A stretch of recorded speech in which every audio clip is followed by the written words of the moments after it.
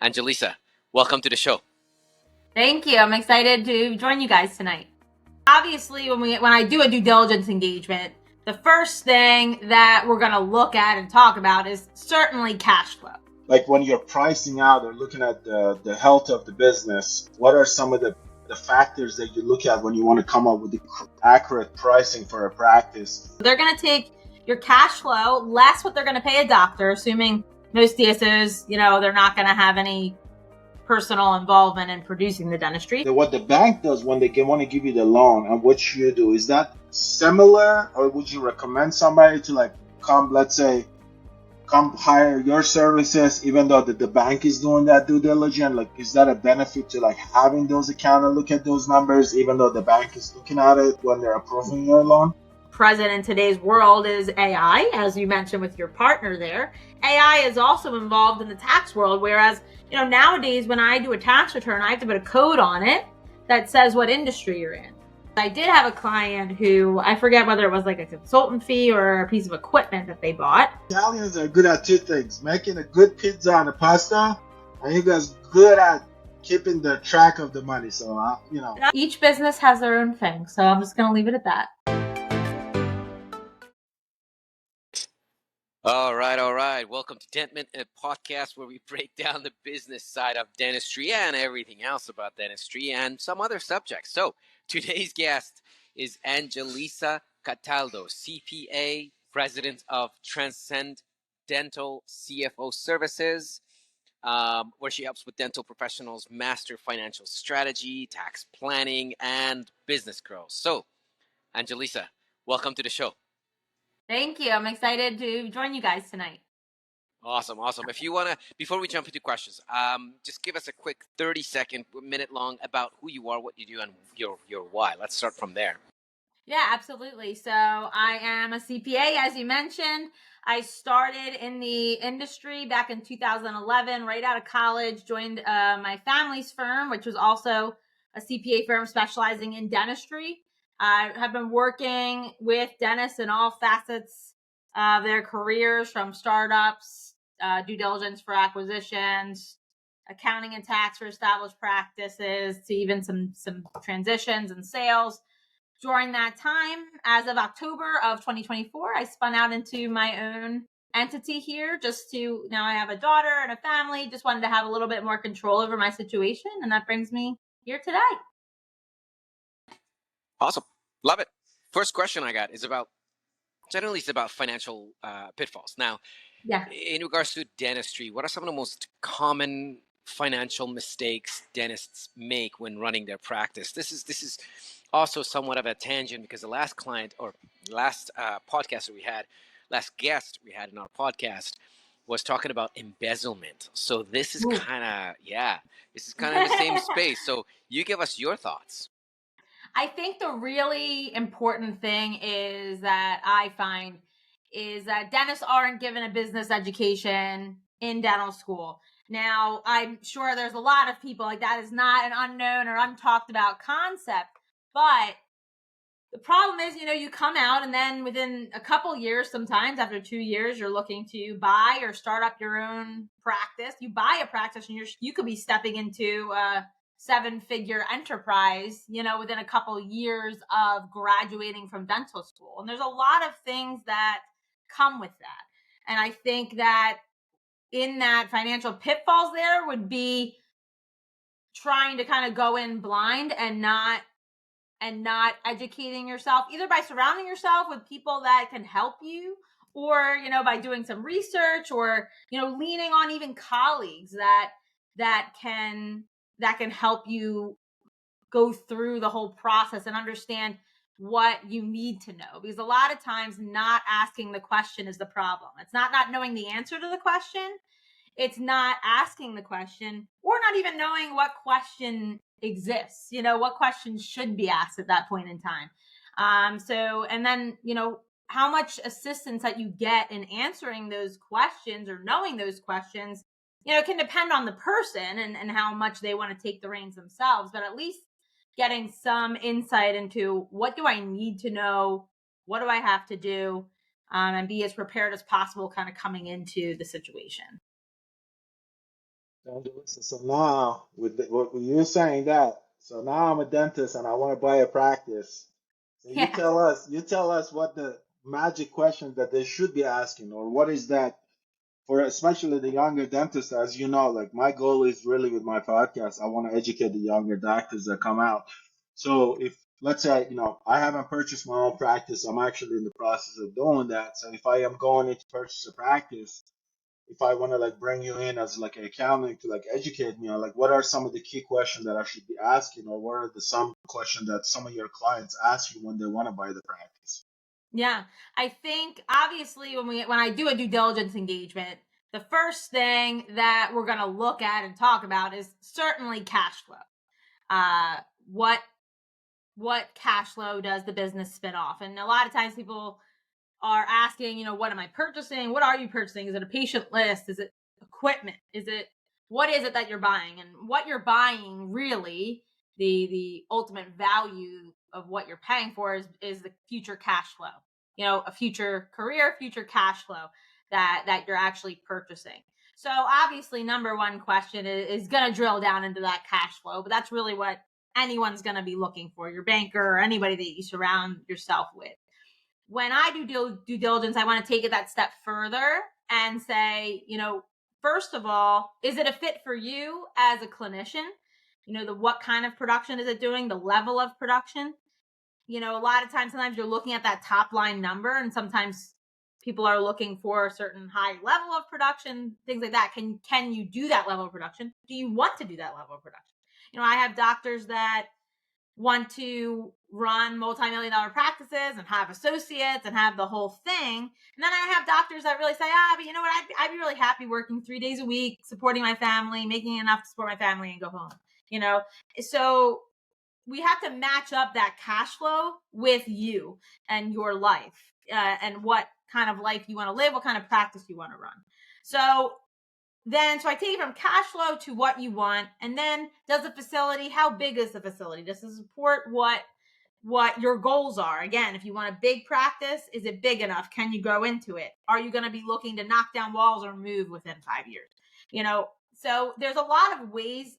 It's so hard to say what questions should you ask, because kind of, I hate to say it depends, but it depends on the path. And then it shapes from there as to, is the facility big enough? Does the cash flow support you? What's the metrics in terms of insurance or fee for service? All these, there's so many things that will come into play. But I started with the big overwhelm cash flow. Can we agree upon price? Does this support you from a financial perspective? And as we get closer to closing, it gets more and more granular. And then when you're going into purchase these practices, I know like recently I was reading a book about just the whole process of purchasing a practice.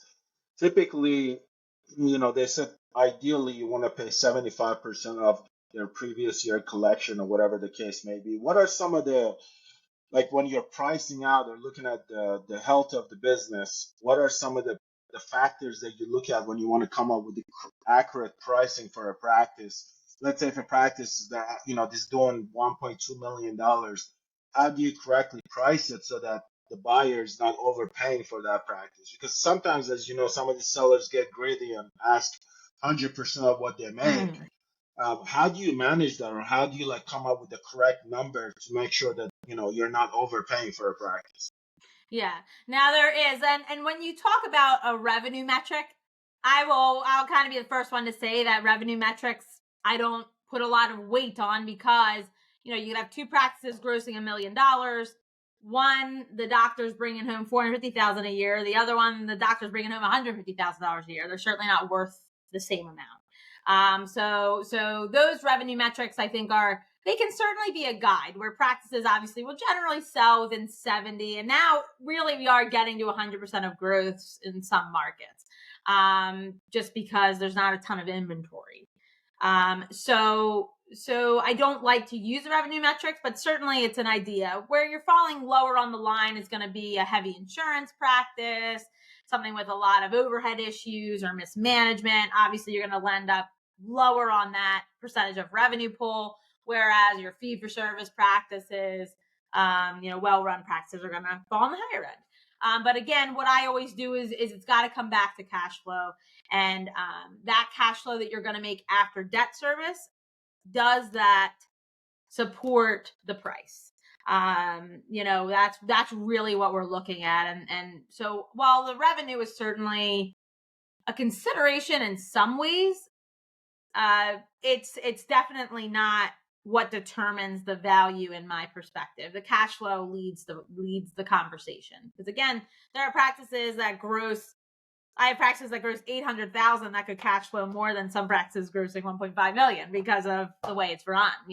So that's, and if insurance is involved, certainly, because again, if insurance is involved and you're writing off, let's say, if you're, I don't want to call out any insurance company names, but let's say you're writing off 50% of your fee on most of the things you do, heavy insurance, your overhead, so your staff, your supplies, your lab, is all supporting that higher level of production, but your collections are half of what your production is. So again, your ratios, your cash flow is going to look a lot lower than like a fee for service practice that's collecting 100% of their fee. So that certainly is all going to feed into the conversation and the value, but it really boils down to cash flow on every case. So, so when we're talking about their cash flow, so when you're going in to purchase the practice and you want to kind of determine the pricing based on their cash flow, typically, like on what percentage of that cash flow do the practices sell for? Like, is it because sometimes they sell as 5x the EBITDA or whatever the case may be, and they purchase the practice at that. So when you're going in and evaluating that, how is that evaluation? Like, what I really want to know is that how do you come up with the final number to where you're saying this is what this practice is worth of based on their cash flow? Are you 5xing it, 3xing it, 2xing it? So how do you come up with that? Sure. Now, it's an important thing to understand is when you're talking about DSO value or like a corporate value versus a doctor to doctor value. So when you hear about people turning EBITDA, so 5 times, that kind of thing, that is how corporations, that's where when you go to a DSO, that is how they're going to look at your practice. So they're going to take your cash flow less what they're going to pay a doctor, assuming most DSOs, they're not going to have any personal involvement in producing the dentistry. So they're going to take your EBITDA before doctors less what they expect to pay the doctors, including you, and then multiply it by it. Normally right now, like on average, it's like 5 or 6 times that EBITDA, depending on the situation. And they've got to be interested in your practice first too. It's got to meet their metrics. But anyway, but when we talk doctor to doctor, it's not a multiple of EBITDA that at least in my case, that I'm looking at. I'm looking at cash flow after debt service. And normally what I'm looking at is in most cases, my bare minimum would be that after debt service, you're taking home at least 20% of gross. So if the practice grosses $1 million after you buy the practice and that annual debt service, so if your monthly payment's $5,000 times 12, so you're going to take the cash flow of the practice less that debt service, that should be at least 20%. So in $1 million case, that'd be 200,000 post paying your debt. You should have take home, and that's pre-tax. But that's my bare minimum, and I'll move my minimum around depending on how risky I think the investment is. Specialty practices that are heavy on referrals or a lot of goodwill with the seller, those I may bump that minimum up a little bit. But my bare minimum for like average risk would be about 20%. Well, that's interesting. And then the other thing I wanted to ask you is like typically I know some dental practices, I work for a practice here in Nashville, and I mean their overhead was a killer in that practice. I mean that practice was losing money over some months. Uh, when you're looking at these practices, typically for a healthy practice or for a good practice that you want to go in and purchase, typically at what percentage do you want their overhead to be? When it in compared to like duration, like what they're making and what the overhead is, do you want their overhead to be at like 40%, 50%? Like where in what benchmark do you think, oh man, this is like way too risky? Yeah, for a general dental practice, like a general practice, I would say before doctors, overhead is 60% would probably be like the average. So that would mean that 40% of gross revenue is left to pay doctors. If it's one doctor practice, then obviously then that's all coming to the owner. So then we go to if there's associates involved, or if the current doctor has an associate, do you need an associate? When I'm talking to my buyer, it's my question. Do you need an associate to do this? Do you need to keep that person, or is it something that you're going to take over the whole thing? So that's when those conversations come into play. But usually, again, just very generally for general practice, I'd be looking for about 60% overhead before doctors. That's awesome. So, whenever if somebody start like their first practice and they want to purchase their second practice, typically when they come to you, what like because we recently had one of the CEOs on our podcast, like the Negaraj, and he said, when I want to go in and purchase the second practice, I typically want to like max out at 80% on my first practice before I look at the other one. Um, when you go into the bank and want to get that loan, what metrics do the bank look at, or do you guys look at to say, hey, your cash flow healthy enough that you can just kind of balance that second practice, or you can kind of have enough cash that you can maintain having a second practice? Does any of that kind of go into consideration when wanting to purchase a second practice, or not really? It doesn't really matter. Yeah, it certainly does. I mean, the health of obviously, if you're purchasing a second location, we want that second location to be able to cash flow support itself. So, because if it can't, then there's something wrong, right? You're overpaying or something. Obviously, there's another piece if you're going for a startup at that location. And in that case, we certainly want the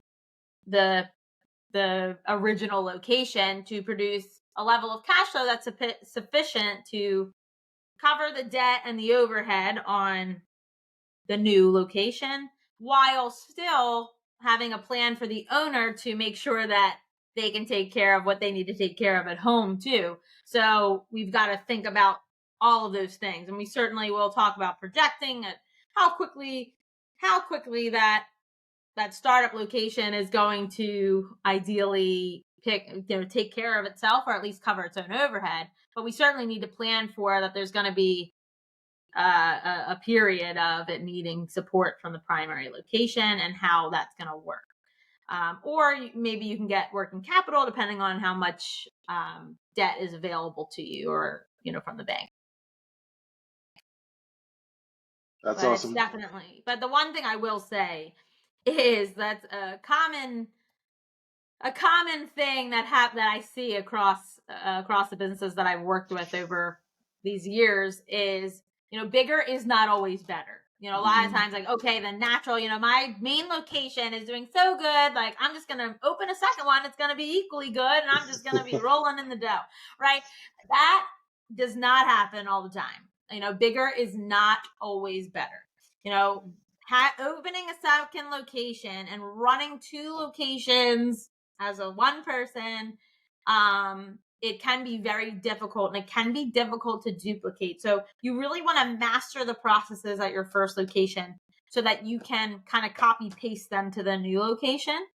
You want to make sure, again, that what you have at your main place is solid and you feel confident in it, and you've got people perhaps that you can help apply those at the new location, because you don't want at each location them doing things differently, because then everything's going to get a little bit confused. That's awesome. In your experience, do you think that, I mean, I'm sure you help a lot of dentists purchase practices. Mm-hmm. I heard a lot that the dentists, they love doing transaction dentist to dentist more than the corporate. Is that some truth to it? Do you find that dentist likes to kind of purchase from a dentist, or do you think that they just turn around and sell to a corporate right away? It's tricky, because I think that I do have cases where doctors have said, I will not, I'm not going to do it. But sometimes financially, obviously, and I respect that, and I understand it, because sometimes, I mean, the values can be drastically different. Corporation, it could be, 7 figures apart, where, because if they really want a location, if it fits their model, if they're, it's interesting, and seeing a lot of transactions take place.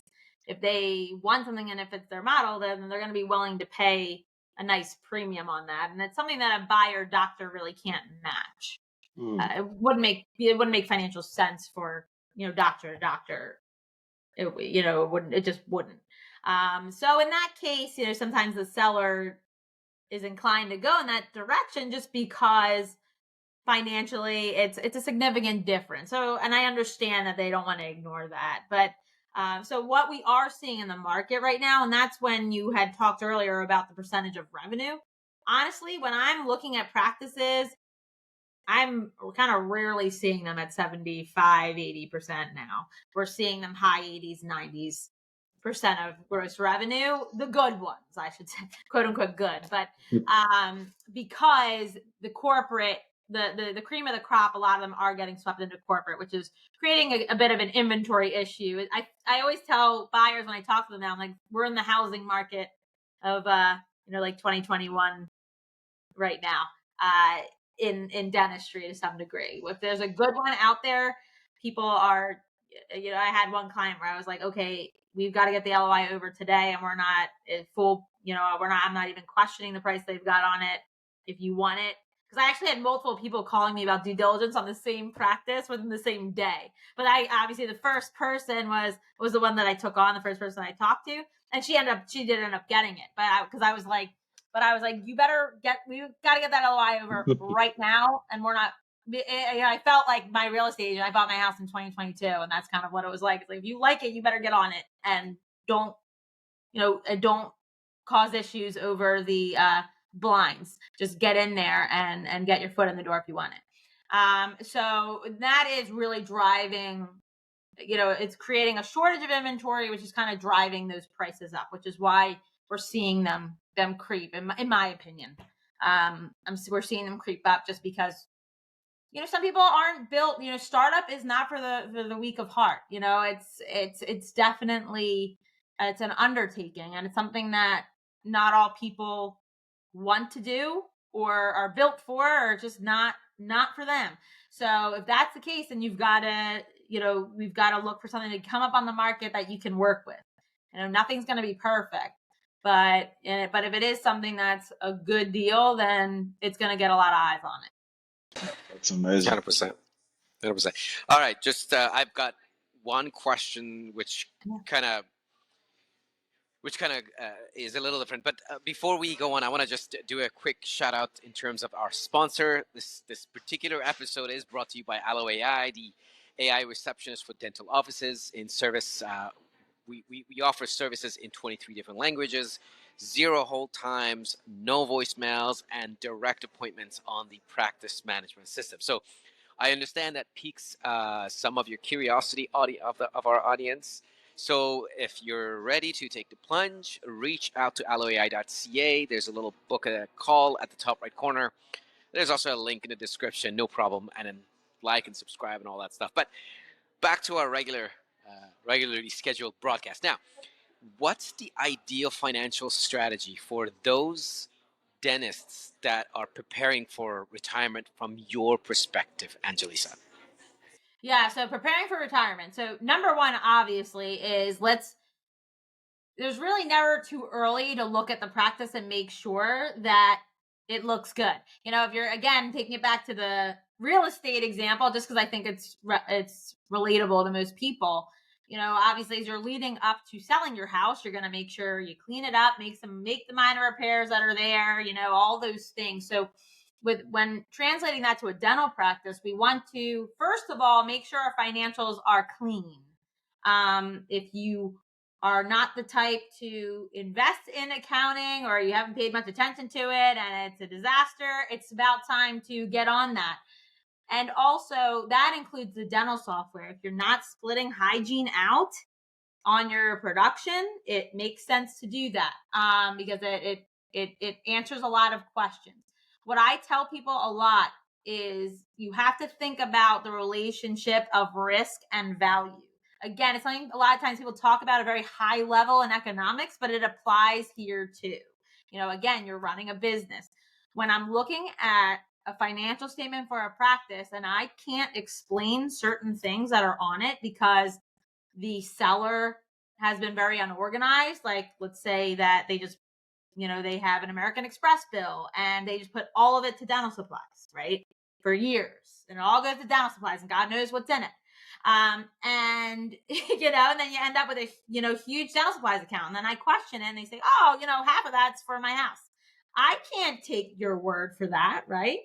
And if I do, it increases the risk. If I can't answer your questions, if I can't, check off that box fully, that risk reduces what value I'm going to put on that practice. Because again, my baseline metric is at 20% of gross. Maybe I'll take it if there's a lot of things I can't answer, then I'm like, maybe I should leave a little buffer in there for my client, because what if there isn't a $50,000 adjustment to dental supplies because he's paying for his own household stuff on Amazon, which very well may be the case, but I can't trust. We can't trust it. So it's really, really, I can't stress how important it is to, in at least the 3 years leading up to sale, because that's the reports we're definitely going to ask for. Clean up your financials, business financials, and the practice management software. Split out hygiene, split out by provider. It makes a big difference. So we don't have to guess. We don't have to guess what we're looking at. Because again, risk and value are very much related, whether we're talking about the price of Apple stock or whether we're talking about the price of your practice. We need to know that, again, you clear risk by providing certainty in what you can provide certainty on. Yeah, I think that's one thing that you mentioned is so fascinating, because I was actually, there was a practice here in Brentwood that I had an interest of, and I once saw it. And when it came to like the finances, and the gentleman was supposed to turn the tax, it disappeared. And then we were like, well, we were supposed to get this stuff, but come to find out, it just, he was having like a corporate account, an S corp account, and an LLC account. He was renting his equipment through this, and like it was just so messy. So like, and I know a lot of practices they do this where they have like an S corp where they like rent their equipment through, they cut checks, they pay their family, this, that.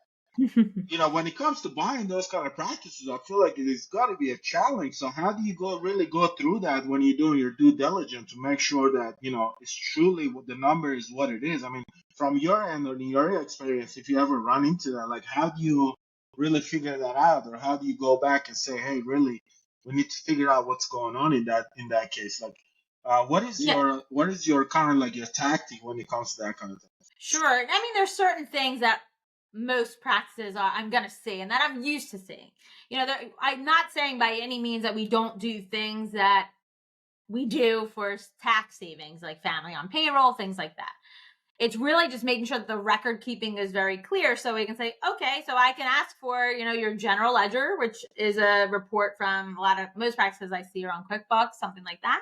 You run your general ledger and there's payees there. I can see what was paid and who it was paid to, and I can add those things back if I can see it was blatantly your cell phone. Or, for family payroll, it's the kids are fairly easy. I would ask for copies of W-2s. I can add them back. It gets a little more complicated when we talk about spouses, because sometimes spouses are involved in the business. So that is a question that is important to ask before we add that person back entirely. If that sometimes, the spouse that's on the payroll is like the office manager. So a few questions then arise. How much do they work for the business? How important are they to the business? Is it something where the patients expect to see that person sitting at the front desk when they come in? And if so, if that person has a major role in the practice, are they being paid enough? Because sometimes the spouse is kept at a low level of pay to save certain Social Security taxes or things like that. So if that spouse isn't being paid enough, we need to add a budget to either continue paying that person or to hire someone, their replacement. Because sometimes we'll see a spouse being paid like $20,000 a year or something, or 15, but they're like working full time running the practice, or, really being the practice office manager. You're not gonna, and if anybody can find a full-time office manager for $20,000 a year, let's get them on the podcast, right? They've got some secrets. So we definitely need to make sure that we're accounting for things like that too. Because a lot of times, when we're talking about value, we talk about add backs, like people who, like the children on the payroll, we're going to add them back. But a lot of times, especially when I'm representing a buyer, I want to look at things that need to be deducted that aren't. Sometimes a lot of times I also run into like no expense for computers, whereas those with modern practices or computerized practices know that maintenance, the maintaining like IT support, unless you've got some IT skills, that can be $1,000 a month, easy. Right. So these are all, so I wanted to look at not only what can be added back, which certainly can, but what's missing that my client's going to have to pay for. So those are really important things to consider as well. That's amazing. As far as as far as just looking at, you look at the practice, because I know, for example, I was talking to the U.S. Bank, and they were saying that, we do our own due diligence, we go through the practice. So the question I have is like, they're like, we go look at the practice finances and make sure that the numbers make sense. So when is what the bank does when they want to give you the loan and what you do, is that similar, or would you recommend somebody to like come, let's say, come hire your services even though the bank is doing that due diligence? Like, is that a benefit to like having those accounts and look at those numbers even though the bank is looking at it when they're approving your loan? Yeah, so the bank is going to be looking at cash flow just as similar to how I'm doing it. But first of all, there's also a lot of competition at the banks to win these loans. And there's a lot of pressure for them to approve the loans. So while, my father actually would always say, back in the 80s or 90s, the bank would really be somebody that you could rely on and they would turn down that loan. But not so much anymore, because there's pressure, because if Bank A doesn't approve it, Bank B probably will, or Bank C will, so there's a lot of competition in terms of getting approval. So I wouldn't say that bank approval is exactly what some may think it is in terms of a stamp of approval on the finances of the practice. On top of that, I think that the bank, they have their own metrics. Like they're gonna plug things in, but they're not gonna go as deep as someone like I will in terms of, again, looking at things like, is there an advertising budget? Is there a computer budget? And also tying it to the practitioner themselves, and going through those conversations with them on how they want to run it, digging into it together and helping them, kind of guiding them through the process. Also, I'm going to look at a lot of non-financial factors like insurance mix, patient census, staff census. Also, staff is becoming one of the most important. It always is important, but in the current, again, labor market, which is also a struggle that practices are dealing with right now, sometimes if I've got a client who's looking at a startup versus a acquisition that really isn't the best practice, but a lot of times I'm going to say, go with that acquisition because there's a staff in there and they've got good, the demographic of the staff is good. It looks like they'll stick around for a bit. That's worth it. Because building staff for a startup practice is it's tough. It's tough for any practice right now. But that's where you're not going to get that from a bank, because it's not their job. They're looking to approve your loan. They're not, whereas someone like me or, a buyer representative is going to be looking out for you. And for me, also being a CPA, I have the added piece of, a lot of times, of course, my buyers want to stay on with me for the long term as an accountant. So I don't want to get you into any situation that you're not going to be successful, because if you're not successful, then you can't pay me when I'm doing your books. So I've really got that long term outlook. I want to be, a lot of the clients that I still have today. I mean, there are people that I set up in their practices long back in 2012, there's people that I helped with startups, over 10 years ago now. And that's what I'm after. That's what I'm after, are those relationships, because I love it. It's really narrows down to my why is really being able to turn I've got clients paying off their practice loans now, and it's like, wow, like you did it, and like that's cool. Like that's the kind of stuff that it makes it all worth it, is helping someone, even the startups, it's all scary in the beginning. They're like, are you sure I'm going to be able to afford this? And then seeing, them pay off their loan at, this year 10, a lot of them. And that's what I'm after. But again, we can't get there if I get you into a situation that's not good. We're not going to get there. So I have that kind of added piece of looking out for you, and looking at it through your eyes as best as I can, with my backing of having done this for a long time and seeing thousands of transactions. That's the piece you don't get from a bank. So when you go on with I always wanted to know for the accounting piece of it, when you go in, you work with these practices, as they want to like file their taxes and all that. Do they just pay you, like, do you guys have is it like a subscription base that you guys charge the practices, or is it just like a one-time fee that you file their taxes? How does that work? I was always curious about that. Yeah. Is it like the accounting just stays on all the time? Like, how does that work? Yeah, so how I've set it up in my new entity is it is like a monthly retainer. But what I'll do is I'll value up all the services that I'm going to do for you, and I just divide it by 12. It makes, honestly, it's predictable. It kind of serves both of us, because it makes it predictable for the client, and it makes it easy for me to address it all. So I just say, okay, I do usually baseline for my clients. I'm meeting with them. It's going to include my annual full-time engagement. It's going to include at least probably 3 meetings. So like at the end of second quarter, third quarter, and then of course year end, and keeping their books up during that time, helping them with taxes, but then also being present for them as they make business decisions in the practice as well. But again, it's just simply a matter of, sometimes if you've got a CPA that does all their stuff that you're shoving in the year, you're going to get hit with that big bill at the end of the year. I just kind of take a total of all the value of things I'm going to do, divide by 12, and kind of bill it out that way, again, just to make it more consistent. For due diligence, that's different story. Sorry to cut you off there. Gotcha. But I will say, I quote a value, like a budget for the engagement to get us really to close. And then I bill that hourly.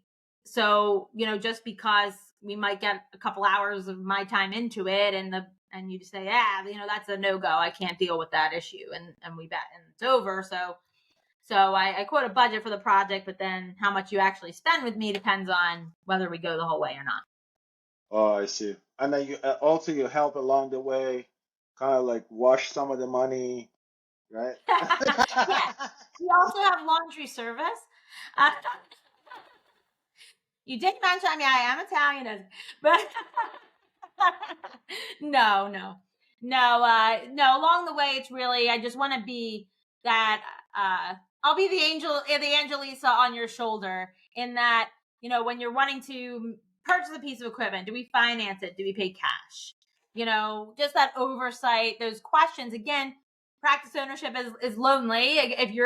Most practices are owned by one doc, right? So it's a lonely road, You're trying to buy that piece of equipment. Of course, the person selling it to you is going to tell you that everything's perfect. And even if you don't want to pay cash, the financing's great. You're going to get a depreciation deduction and life is good, but let's talk, and I can be your business partner in that way of saying, okay, does this make sense? What does our picture look like this year? If it makes sense to buy it because it's going to serve your business and make you more efficient, then hey, let's do it. And then again, the next step is, do we pay cash? Do we finance it? And if we finance it, do we finance it through the equipment company, or is there another option that's better? All those things, those are things that I'm consulting with my clients with on a regular basis, for my full-time practice clients. That's awesome. And then when it comes to, so this is a question that I had a doctor in my dental school. He used to say, "Why a car more than 6,000 pounds so you can tax write Oh it dear. off?" Oh God. How true is that? Tell me this. I Okay. want to know. So, okay. So now there is a rule. There is a section 179, which is what they're after. That's the rule. But the one thing nobody ever talks about is that it has to be more than 60% business use in order to actually qualify for that. Whereas if you're a dentist with a one location practice, it's very unlikely that your car is used 60% for business, especially because commuting mileage technically is not uh, is not does not qualify as business mileage. So business mileage, we're talking about business to business location. So from your office to the post office, from your office to Staples, or driving to CE or things like that. That's business mileage. Driving from your house to your office and back every day is technically not business mileage. There's some loopholes around that. I don't want to go down the whole rabbit hole there, but so it's really not all about the weight of the car. And when it comes to things like vehicles and stuff like that, I always tell my clients, it's a balance. It's a what we're going to look at is what makes sense, and we're not going to make. But I wouldn't also tell you to make a decision on what kind of car to purchase or how to purchase it because of taxes. And I mentioned this, I think it was before we really jumped into this, but again, your taxes are a tree in the forest. If you could have gone with a less than 6,000 pound car that was $20,000 versus, like, say, a G Wagon that's over 6,000 pounds and it's $150,000, even if you got the tax deduction for the G Wagon, maybe you probably would have been better off buying the cheap small car, right? So again, we want to look at the whole picture. The taxes are the tree in the forest. I generally am not going to have my clients making decisions solely because it's a tax benefit. We're going to make decisions that are a good financial decision for you. And if there's a tax benefit to it, that certainly goes in the plus column. It may push us in the direction of doing something. It might be a cherry on top to the whole thing, but it's not going to be our why in most cases. I always knew Grant Cardone was bullshitting. It's like, Yeah, but yeah, a lot of people, even the dealers, because the dealers love using that too. And I'm always like, I want to call them and be like, sell me a car based on the merits of your car and stay out of my world, right?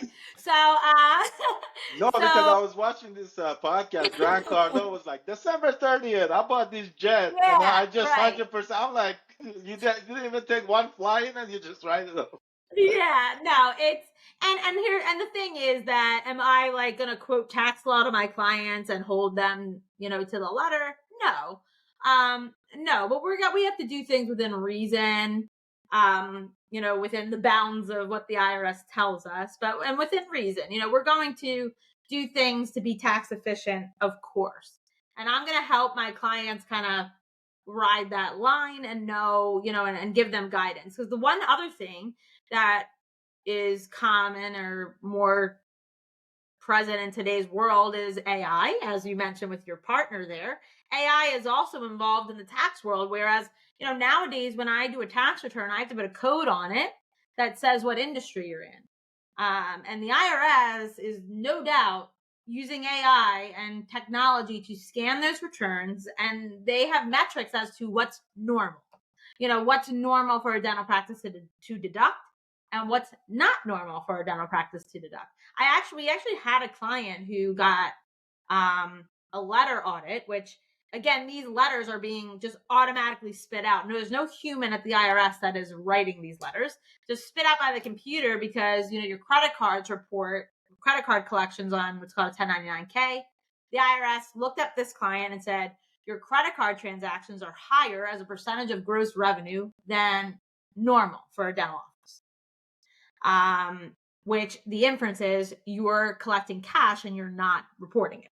Okay, because if you had reported the cash, your credit cards would be a smaller percentage, right? So, and we were able to successfully defend the audit because we had proof that it was accurate. But again, that's how deep or how smart that AI is that it's picking up on things like that. So while your tax professional who may deduct your whole car may seem like your hero at the time, it might not feel so good if you get picked up on those radars.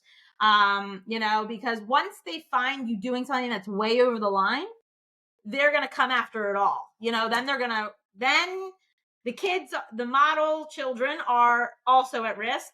Your Amazon dental supplies are also at risk, so my job as the accountant is not only to put you in a good tax position, which certainly is a goal of mine, but it's also to make sure that we do things in a way that isn't going to cause problems for you in the future that are worse than not deducting your country club membership. So that's where, when you talk about, when I say like a good CPA or something like that, it's someone who is, it's not someone who's going to be your hero all the time in terms of, I'll deduct your boat, deduct this, deduct that. And I bring up these things because that's all things clients talk to me about. Like, my friend said that they deduct their boat. So, and I say, that person may feel like your hero at the time, but the consequences of certain things can be way worse than not doing it in the first place. So, but my job in a good CPA is going to kind of help you ride those lines of doing things, obviously, to optimize your tax situation, but while also keeping you off of their radar and off of the AI's radar when they scan that return and look at your code as a dental practice, and make sure that you're gonna be a fit for what they're expecting to see. So that's again, it's all about balance in this world. Totally. Angelisa, maybe this is a kind of question that you never get asked, or maybe it's not a question at all. I don't know. I'm kind of new to this, and the guys were urging me to ask a question. So, and maybe the reason I don't have many is because I don't have money. So why I don't even need to ask a question. Miss Angelisa, he is lying. He is a CEO of an AI company. This guy is lying. All right. Yeah. I mean, I'm the person to ask. I think I'm. There's an old don't bite. version. There's an old episode of The Simpsons where I think Homer Simpson owes money to the mafia, and the mafia show up at the door, and they're like, "My wife, she asks about the money, so I'm here to inquire about the money. So where is the money? Do you have the money? And where is the money now? So I ask these questions." So I feel like that somehow fits in this I like context. it. But go ahead, Masood. Yeah, let's How do we yeah, get go money? for it. A large sum of money. Well, Angelisa, we're up in Canada, so in terms of Okay. taxing, it's the worst place you can be in the whole world. Yeah. Am I right? Like, is it the worst in the world? I don't know. I don't keep metrics on international taxes generally, Yeah. but it's rough. I can tell you that from Yeah, what yeah. I know, it is rough. You're living in heaven, and why do you have to know about what's going on in hell? Yeah, right. Hey, I mean, there's clients that don't feel that way, but it is, certainly compared to some tax structures that I've seen. I've got family in Italy too, and their tax situation's not ideal either. But definitely, the U.S. there are some positives there for sure. Don't worry, Master. You're about to become a 51st estate, so. There you go. Just wait a little bit. Well, I'm really not very much Canadian, but Hossein kind of is. So I'm going to ask about his Yeah. word on this because I'm sure everyone would love to be 51st. Like nobody is proud to be called Canadian. I don't know if anyone, at least I haven't seen. But anyways, so about my question. In the do you guys have, at first I was going to ask why do we pay taxes, but now that I think more about it, it makes sense why we pay taxes. Uh, um, do the dental practices have something like up here with the company that we have? The government gives us some tax incentives. That's like basically when we prove to them that we are doing something good and we are a startup, we're just starting out. They basically return all the taxes that we have paid plus something on top of it, like the amounts that we have paid for the employees. Are there such programs for basically startup dental practices as well? There certainly are credits that are out there for like starting retirement plans or small business. Some of them might not be at the federal level, sometimes at the local level. Is it something that's like broadly across the industry? Not always, because a lot of times dentists have their income is at a level that is beyond what those programs will support, even in a startup situation, because that doctor is still often maintaining an associate position and maintaining a relatively, or what the government considers a high level of income. So you wouldn't qualify for certain things.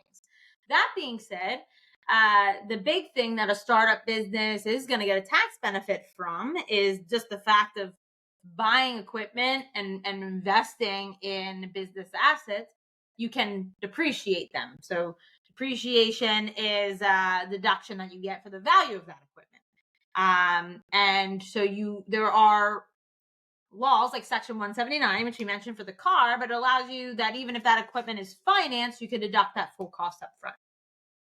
This could get me, I could talk about this for hours, so I'm going to try to trim it down. But when I look at a startup practice, though, sometimes I don't want to deduct all that stuff up front because we want to better match it to the cash outlay. Just again, when we're looking at the forest and not just a tree, the tax tree in our forest, because you're going to be paying off that loan for most cases 10 years.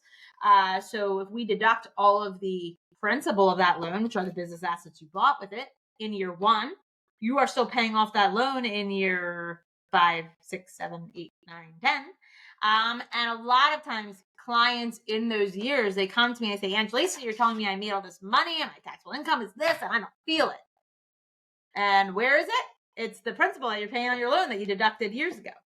Okay. So I usually, with my startup practice, there are a lot of times actually where I'll opt out of that aggressive depreciation. I'll take enough that you're not going to report any taxable income, but I may spread it out because you might not need it so much in that early year, but you certainly could in that first year.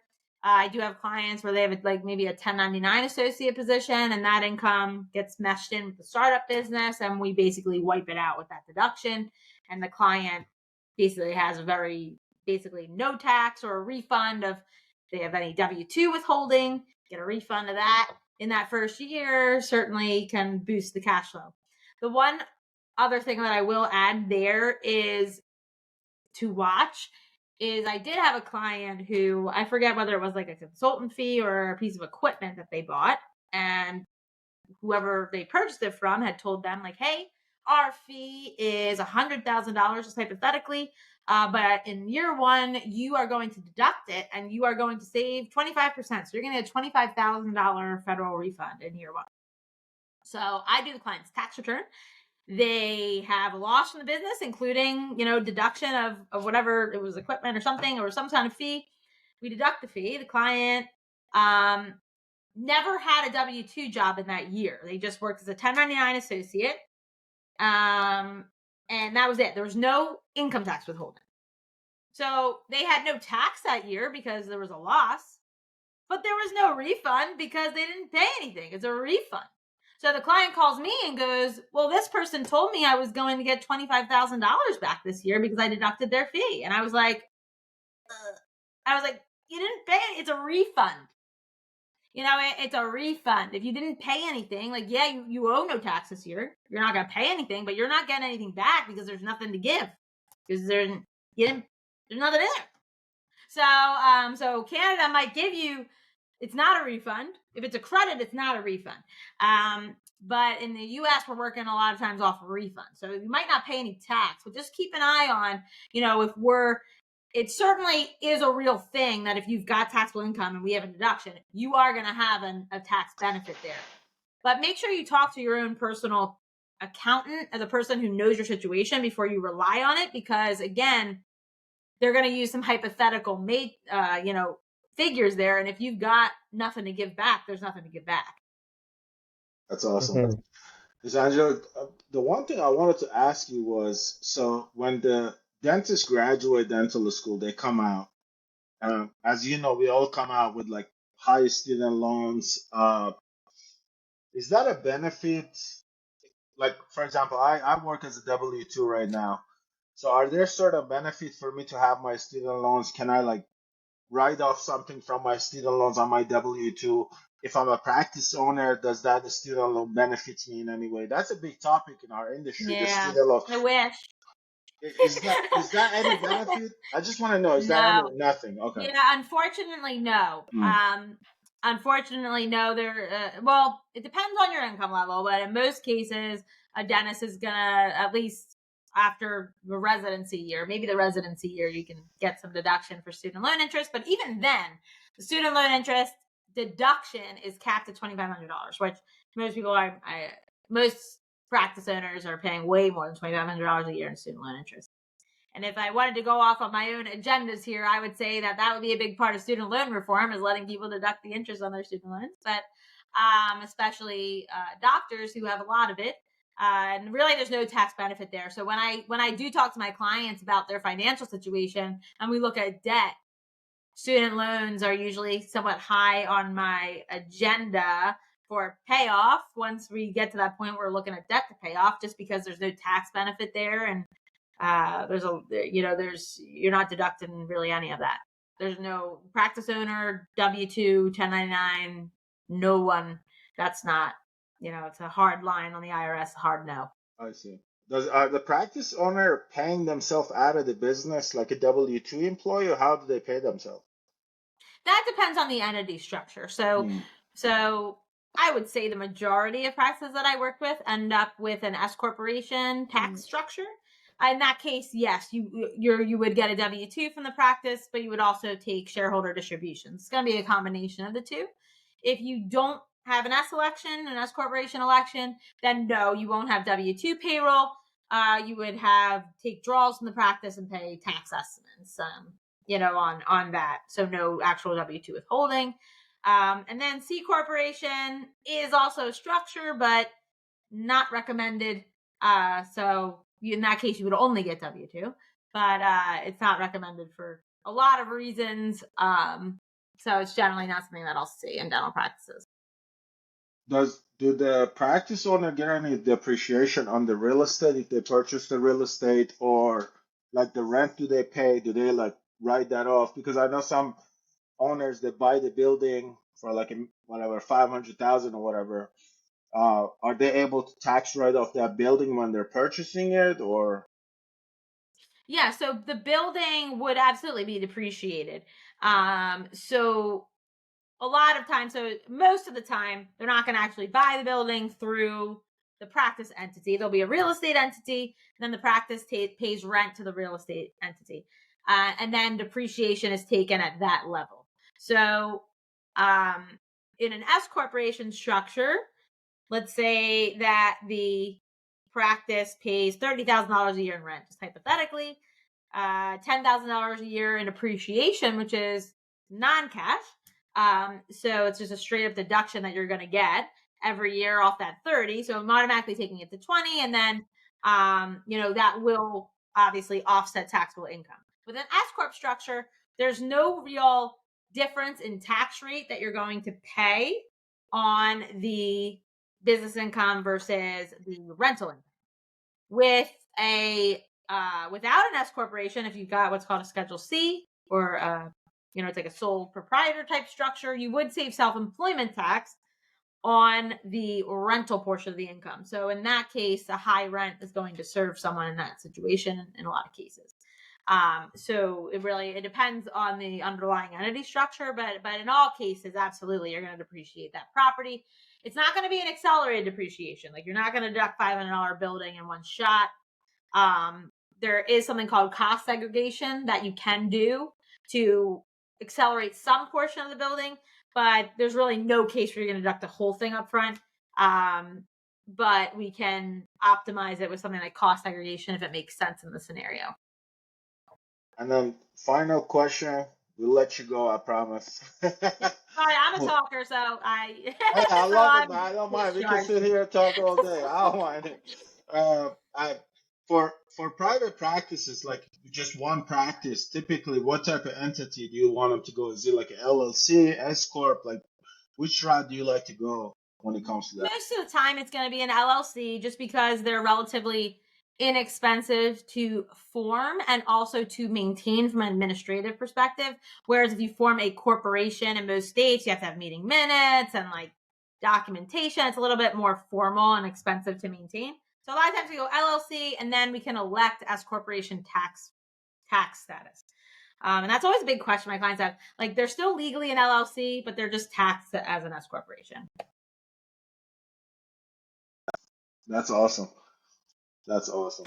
Well, Well, Ms. Angeles, I just personally want to say thank you so much for coming on this podcast. This has been probably a dream of mine to speak to an accountant about this stuff because, I tell masters all the time, I'm like, I want little to do with the government, especially the IRS. Yeah, They're right? the worst. Me too. Me too. I don't want to talk to them either. That's why my job is to get out of their conversation.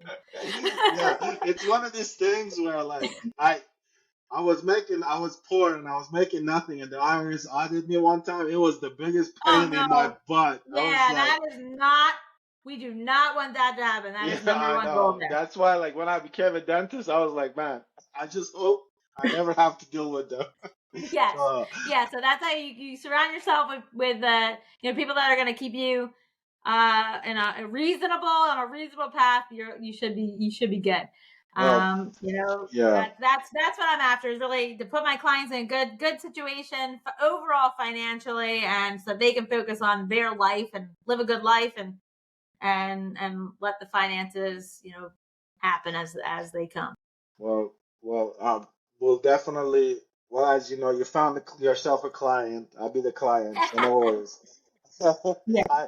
The one thing you guys good at, Italians are good at two things: making a good pizza and a pasta, and you guys good at keeping the track of the money. So, Oh yeah, exactly. So you got me. You got me good. I had some spaghetti and meatballs before I came in here tonight, so I'm in full Italian mode right now. So you got me. Yeah, I was telling Master, I lived in Brooklyn for almost 11 years. So Wow. yep, I'm a Midwood boy. I grew up on Avenue J in Brooklyn, and I used to go Awesome. to Philly all the time. I went to Brooklyn College in New York, so I had a lot of Italians around me. So Yeah, so you know my people, right? yeah, oh, absolutely. You don't Yeah, have to I tell love me it. twice. Yeah, we used to Yeah. go up to Prince Pizza in Lower Oh yeah, East and loved it. gotta get Loved good it. pizza. Oh yeah, yeah. I mean, I don't know what it is, man, but you guys make the best pizza, so I give you that. Good stuff. Well, Angelisa, thank you so much. I really appreciate you coming on our podcast. I'm always grateful for everyone that comes on. Time is a very valuable thing for the fact that you got on here. You've been open to have the conversation and educate all of us. Like I said, I always say this, the purpose behind, building DentMed, the purpose behind starting this podcast is really I feel like you said dentistry can be a lonely work, and I think if we're able to help other dentists, educate them, make them understand what really these things, it's a very complicated topic, but we want to do our best to bring, experts like yourself on here so we can educate others, especially younger dentists that come out of dental school, because, like you mentioned, they don't really educate us. So I truly appreciate your time. Yeah, no, I appreciate you having me on. It's been a lot of fun. I appreciate it. Yeah, Appreciate it as well. One you got, last thing I want to say, Doc, before you Hmm. cut it off. Angelisa, thank you so much. I swear to God, I always have a lot of questions to ask. It's just that, like this finance, don't take it personal, but Oh no, it's kind of boring, to be no, frank. not at all. I mean, as you can imagine, I have no problems just continuing talking. So I got my hands going. I'm sure I don't know how much of the Italian hand you're seeing, but No, I like it. don't It's worry almost the about New York style. I like it. I love it. it. Angelisa, I know what it is. Masu never seen an Italian before, so I think he was just Yeah, fascinated by that. Like, what is this? I'm like, actually, it was a I've first. had somebody before. He's like, are you yelling? I'm like, I'm not yelling. I just have a really loud voice. No, that me too. I'm so much like that. Yeah. One thing I was gonna say, thank you so much for your time, and maybe I should reveal Milad's plan because he's about to buy a practice, and I was looking for these kind of sessions to get him for free, and now he got it. So, I'm glad. as a, I'm glad to provide some good information. yeah, absolutely. As a favor, actually, it's funny. My uncle has an Italian restaurant in London, England. So if you were Oh, ever there, hit me up. I would love to. all Like, right. Well, would love to take if you I there. If can, I wasn't, I would love well, for you to go there and give me just feedback about all how their right. food is. I They always I will. I will see if I make it to London. I'll give it a try. And then, Angelis, I have one more question. Is Olive Garden Sure. truly a Italian restaurant? Listen, in my college days, I was all about the soup salad and breadsticks at the Olive Garden. So hey, I will eat there. Would I That's fair. say that it's home cooked Italian food? No. I don't generally That's get. I will say I don't. I've never actually gotten pasta there. I always would get the soup, salad, and breadsticks. But yeah, each business has their own thing. So I'm just gonna leave it at that. yeah. There's a reason for that. Yeah, no, that's good. That's Well, good. I had a Angelisa, Get a good yeah, salad. yeah. Just one last thing. Yeah, I know. I had my friend's dad. He's such a funny guy. He used to say Olive Garden is like a Chinese man, Chinese version of the Yeah, Italian. yeah. I can imagine that could be the case. But that being said, doesn't mean I can't go there and enjoy it. It just wouldn't be. I just wouldn't say that. It wouldn't be where I'd send someone who's looking for an authentic Italian meal. absolutely When my makes sense. Italian relatives visit, I don't know that we've ever gone to an Olive Garden. It's probably not the first place you would want to take them, right? That's the case. Yeah. Angelisa, I appreciate it. This has been incredibly valuable. Where can the audience kind of connect with you? What's the best mechanism? LinkedIn, website, email, your direct phone number at an Italian restaurant, possibly at an Olive Garden. I am Where can they always connect with you? down to eat. So, but yeah, no, really, my website is transcendentalcfo.com. Dental CFO, I wanted that in my name, so that's when I landed on transcend, which means like kind of high level, transcend dental CFO. That's my website. On there, you can actually request a meeting with me right on that website. So that's probably a good way to go. Otherwise, email is Angelisa, which I can actually see my names there. Generally, it's Angelisa at transcendentalcfo.com. Email is always great too. But also on my website, you can find out a little bit more about me too. But really, my structure is I always just have an initial, like just low key phone call to talk about your situation, how I can help, and then we take it from there. Love it. Easy. Yeah, that's easy. That's it for this All right. episode of Dentman. Appreciate it. Thank you, Angelisa. To our audience, subscribe, share, like, press the top button, press the down button. That's okay. Stay financially smart, and then see you, everybody, next time. Thank you, everyone, for your time, guys. Thank you so much, Angelisa. Thank you Thank so you. much, Isla. See ya. Cheers. Bye, everyone. Thank you.